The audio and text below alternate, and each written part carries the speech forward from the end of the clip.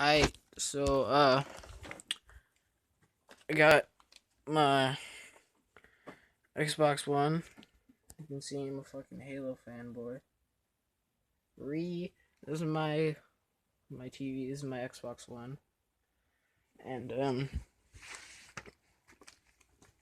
I'm just because this one doesn't need Xbox Live, and you can't be like, oh, we need Xbox Live. I'm gonna put Elder Scrolls 5 Skyrim up in there, alright? And then it goes in.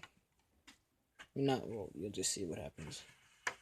It clicks, and it makes a clicking noise, and then it gets stuck in there, and then I press the eject button. I need to pull it out the rest of the way. So,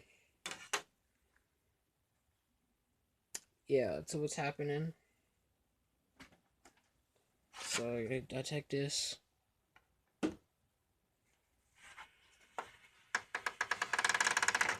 Goes in.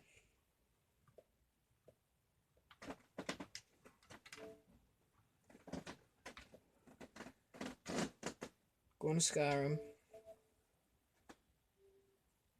Do you own this gamer app? Yes, I do. And that's the thing.